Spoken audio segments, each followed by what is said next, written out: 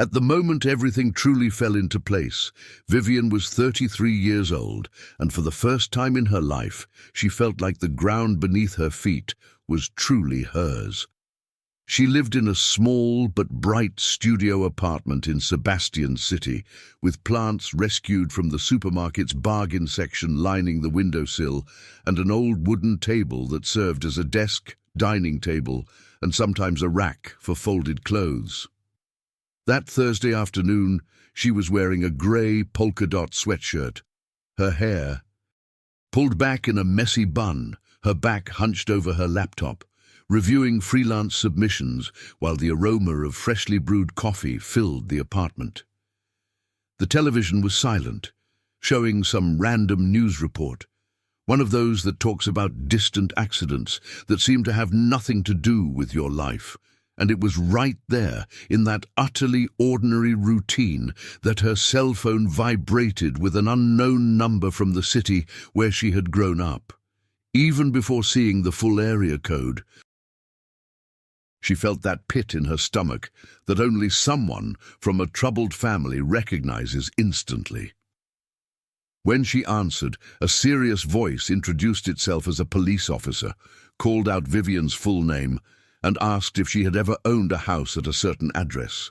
The second she heard the old address, time seemed to stretch like stale gum.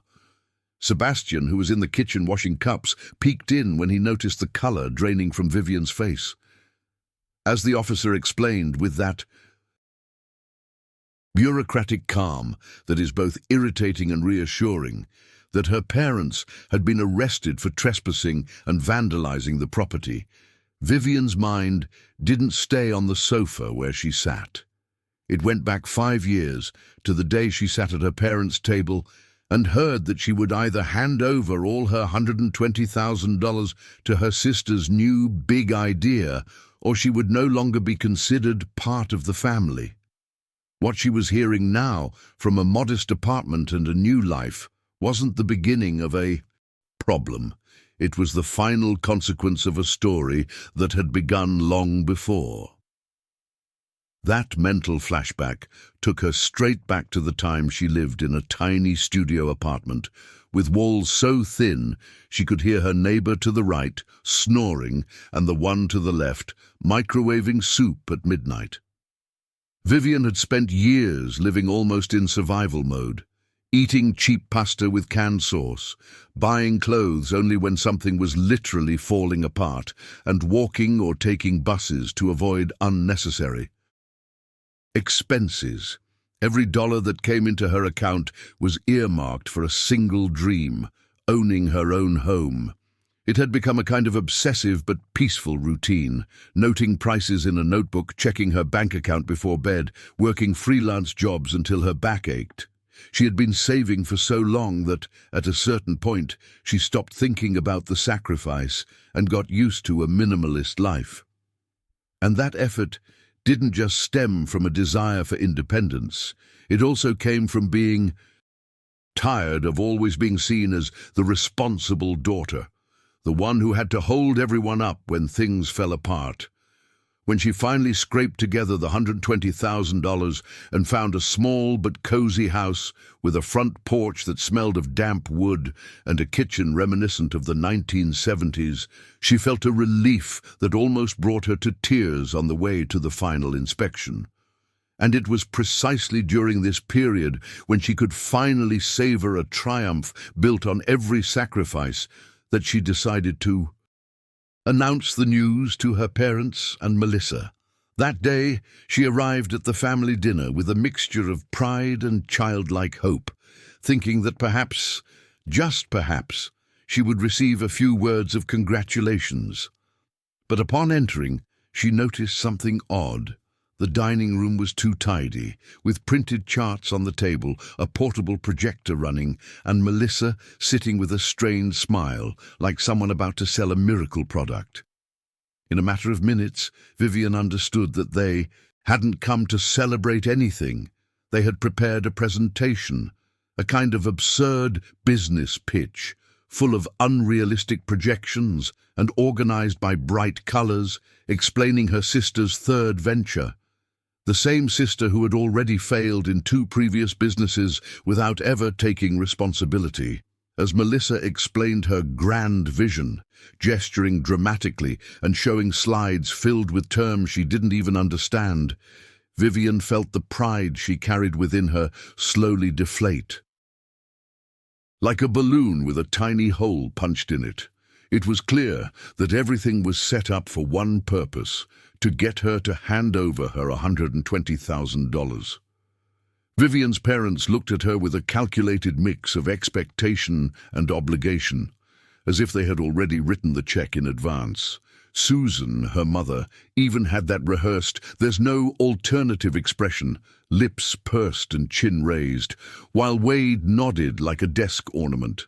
The tone wasn't an invitation, it was an ultimatum disguised as a family offer, and with each passing minute, the atmosphere grew murkier, more suffocating, as if every word were forced into a script she had never agreed to play.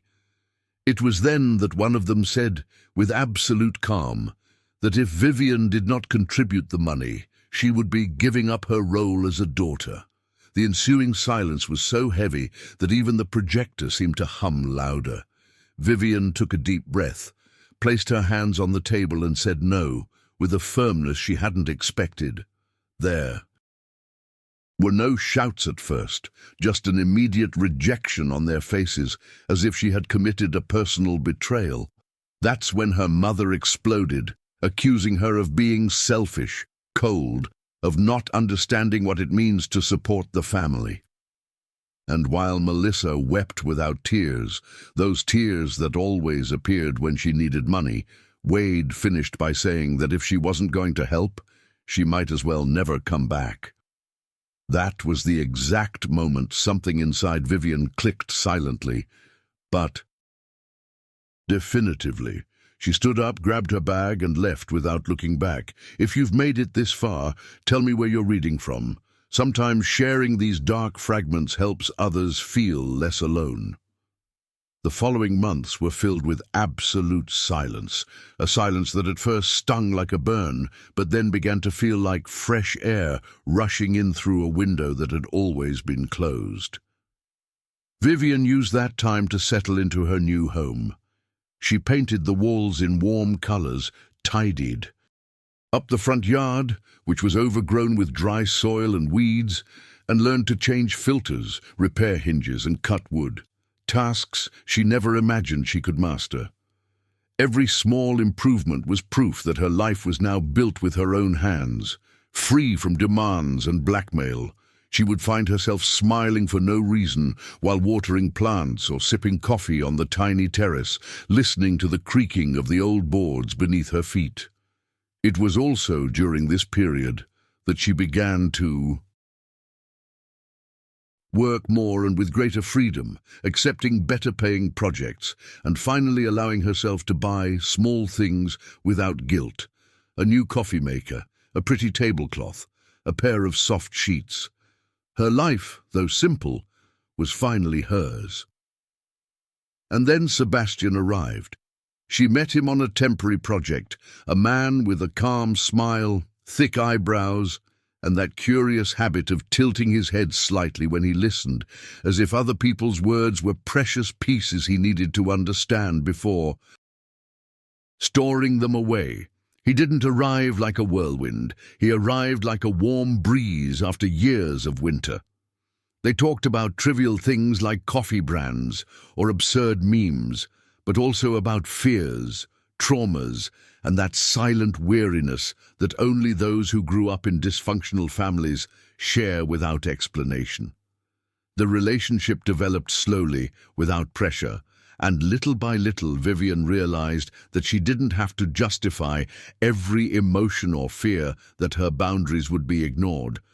For the first time, someone was treating her as a whole person, not as a source of money or as someone's emotional patch. And as her life moved forward with stability, she believed in her heart that that dark chapter of her past was over forever. Nearly 5 years passed without a single message, call, or accidental greeting on social media. And although that emptiness initially seemed like a constant reminder of what she had lost, over time it transformed into a kind of invisible boundary, protecting her peace. Vivian and Sebastian moved together to a small, light-filled apartment with hanging plants and a large sofa where they would fall asleep watching boring documentaries. She had progressed so far in her career that she now turned down projects she once would have accepted without hesitation, and he encouraged her to celebrate every achievement, no matter how small.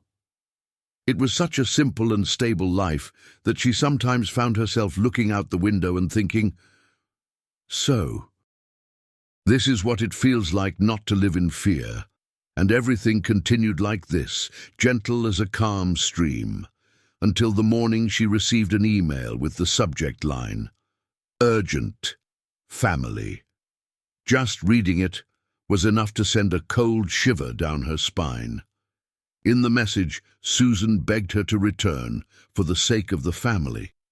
Melissa, according to them, was in danger of death, owed $150,000 to dangerous men, and was at risk of retaliation.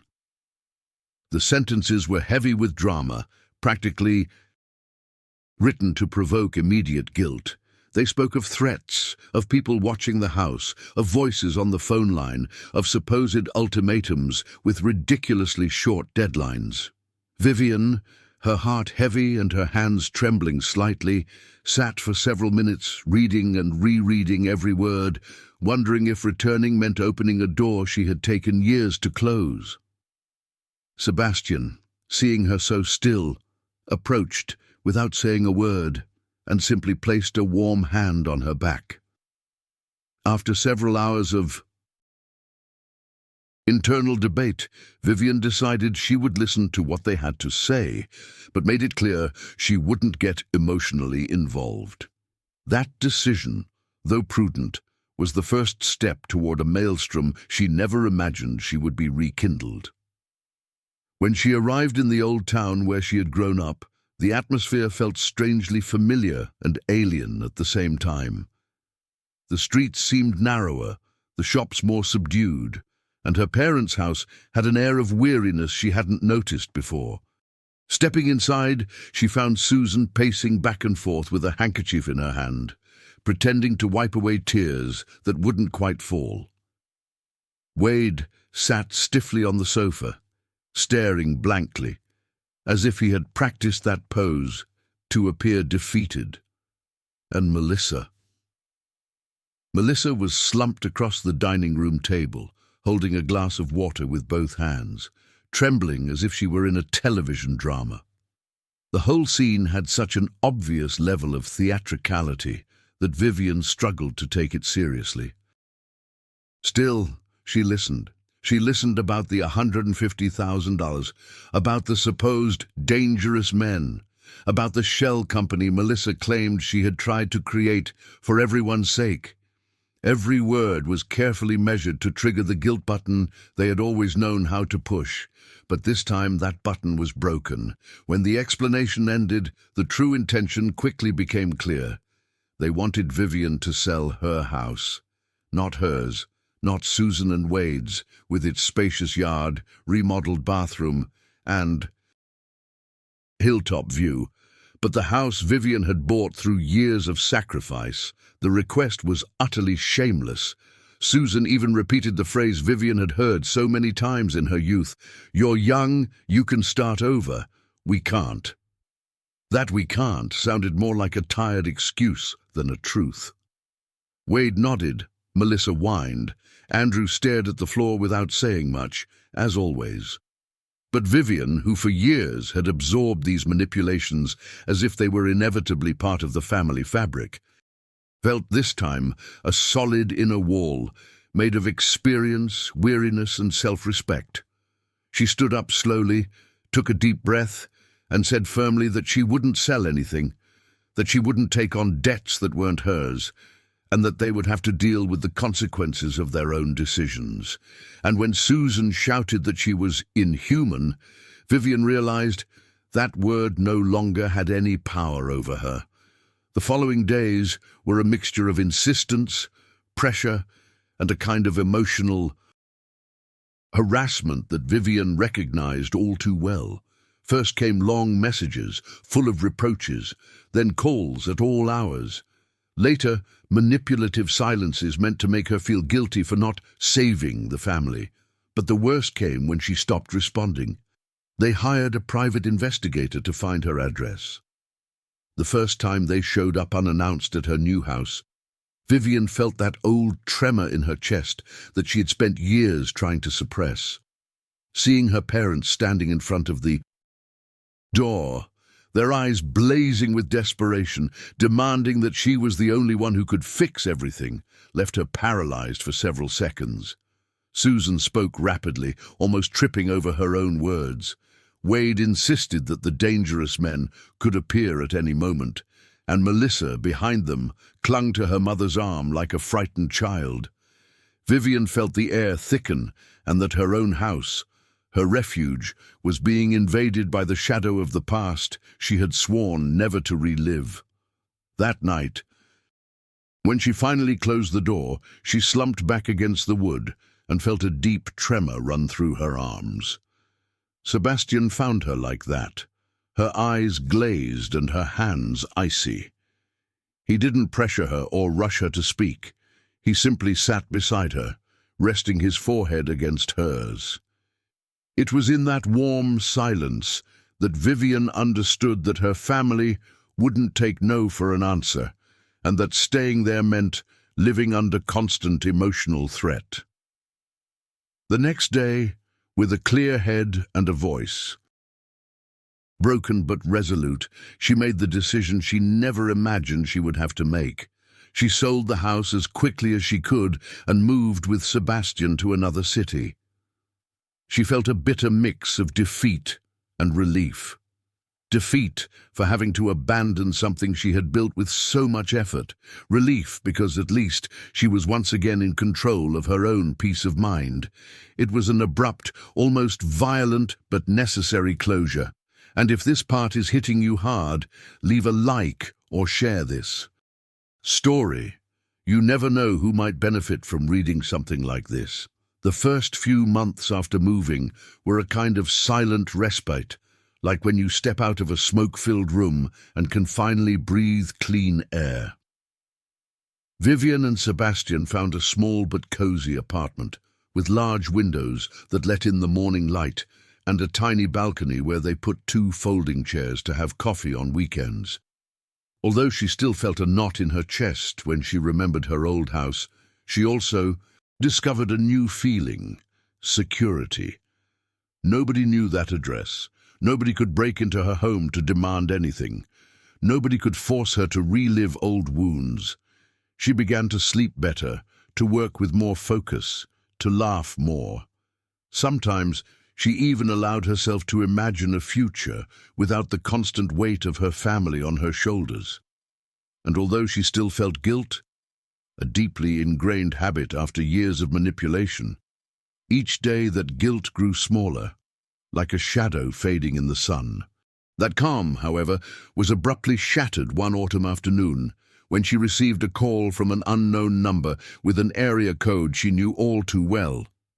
She hesitated for several seconds before answering, her heart pounding faster than usual. On the other end of the line, a formal voice introduced himself as a police officer. He asked for her full name, confirmed a few details, and then informed her of something that made the entire room seem to tilt.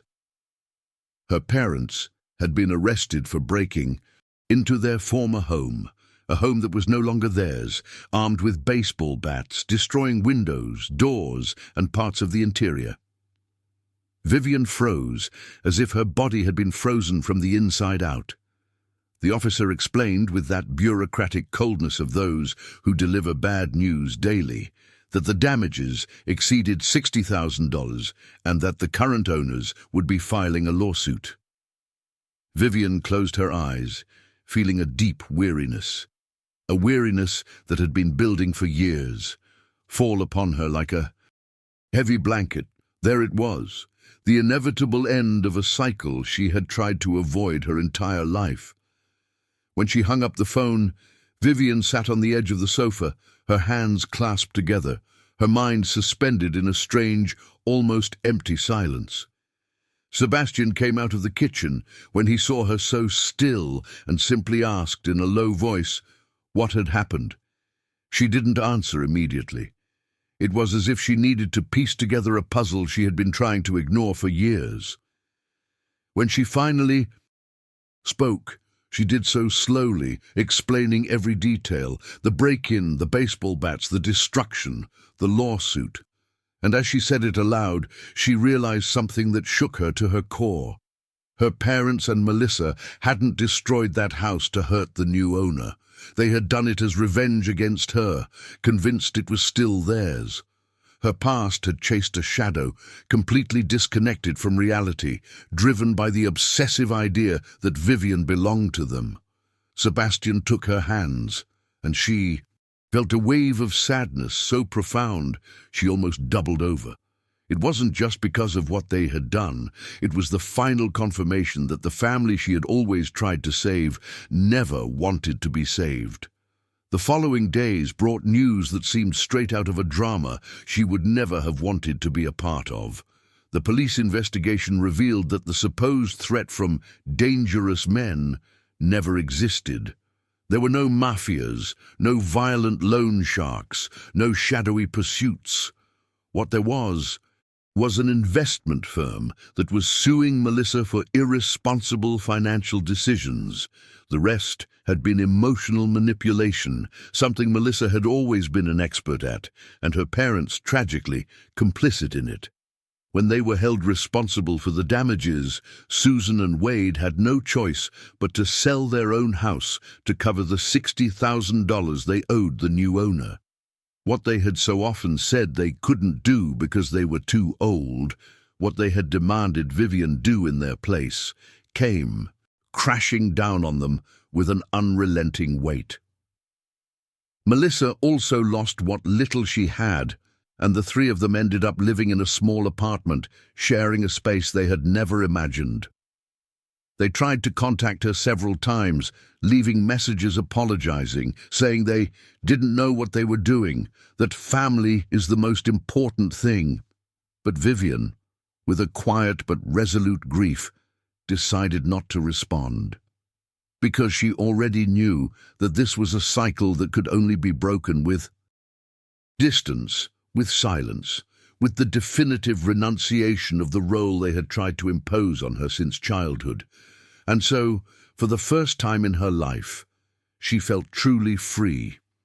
Over time, that freedom began to feel less like a reaction and more like a choice. Vivian understood that she hadn't lost a family. She had left behind a structure that had been consuming her for years without giving her anything in return. In Sebastian City, she found a routine that brought her peace. She would get up early to make coffee, the kind she loved for its intense aroma and hint of hazelnut, work at her desk by the window, and go for walks around the neighborhood as the sun began to set. There were days when the shadow of the past tried to creep in, but she recognized it, let it stay for a moment, and then let it go. Sometimes she thought about Melissa, Susan, Wade. She thought about how they had gotten to that point and whether there had ever been a possibility of a different path. But she also knew that, if there had been, they had never tried to take it. That realization, though painful, brought her a tranquility she had never known before, a kind of quiet certainty that she had done the right thing. Sebastian became a constant pillar of support, not one of those who pressure or solve problems, but one of those who accompany without intruding.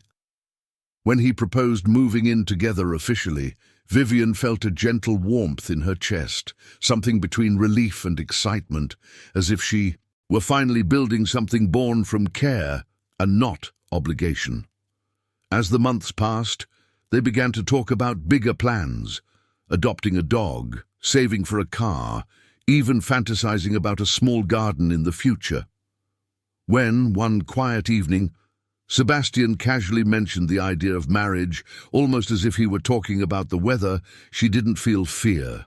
She felt calm, and in that calm, she understood that she was forming for the first time a real family, one based on mutual respect, sincere support, and shared decisions, not on inherited guilt or imposed sacrifices.